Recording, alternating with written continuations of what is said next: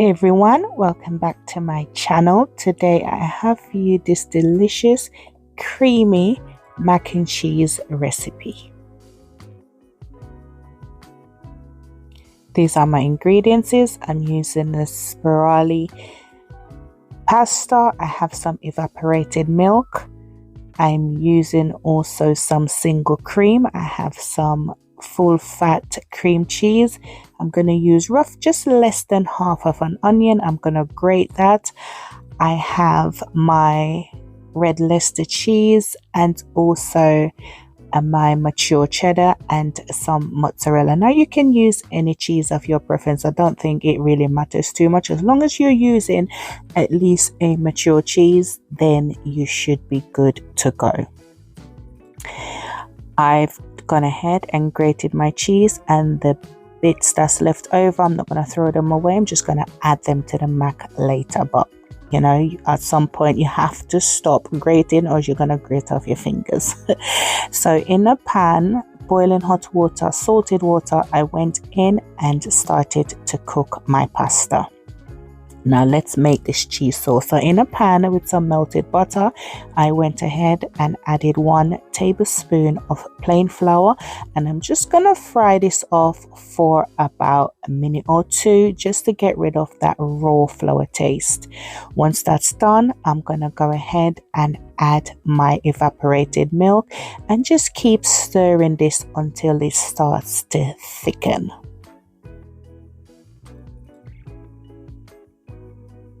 You want to have your heat on a medium to low.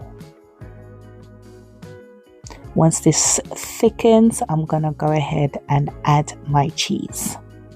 I'm going to add the cheese gradually and just mix it, keep mixing it so that, you know, we have a good, nice melted cheese sauce.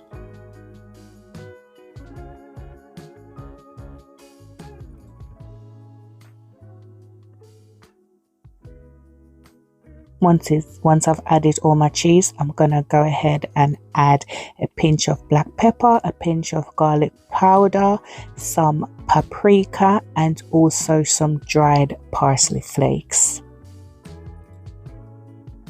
You just want to give this a good mix so that it all mixes out into this sauce.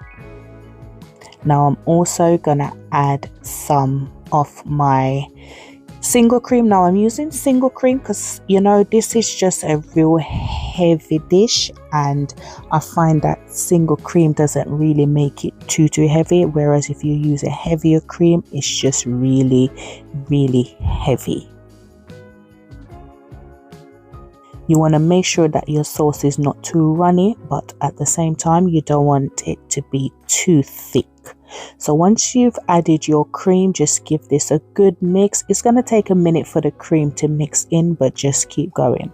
Now my cooked pasta, I drained it, and I'm going to go ahead and add about a tablespoon of the cream cheese, and then I'm gonna add in my grated onion and just give this a good mix before adding the cheese sauce.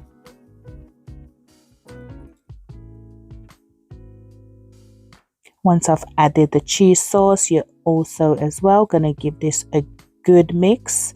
Make sure your oven is already preheated. I did preheat my oven before I started to make the cheese sauce, just so that the oven is just nice and hot and ready to go. Gonna place this in an oven proof dish. Now I did add a layer of mozzarella in between. I didn't add the mozzarella to the sauce because I don't know, I just don't like the texture it gives the sauce once you put it in the sauce. So I'm just adding it inside of the pasta, and also the chunks of cheese that was left over from me grating it.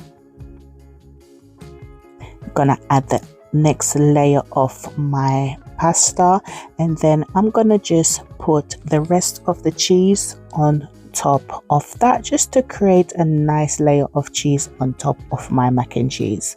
I'm just gonna go ahead, and this is completely optional, and sprinkle some paprika on top, as well as some more dry parsley flakes, and then I'm gonna bake this uncovered in the oven for about 15 to 20 minutes after this start, just to get a good color on the pasta on this dish and for that cheese to melt. Remember, your pasta is already cooked, so it shouldn't really take too long in the oven.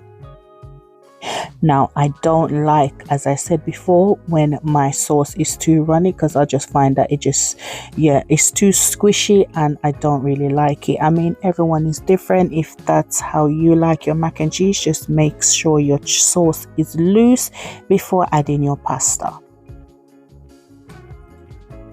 And I also don't like it too thick, because I find it really it's like overfilling. So for me, this is just perfect. But as I said, everyone's different. Everyone's taste bud is different. You just have to adjust it accordingly to how you like it.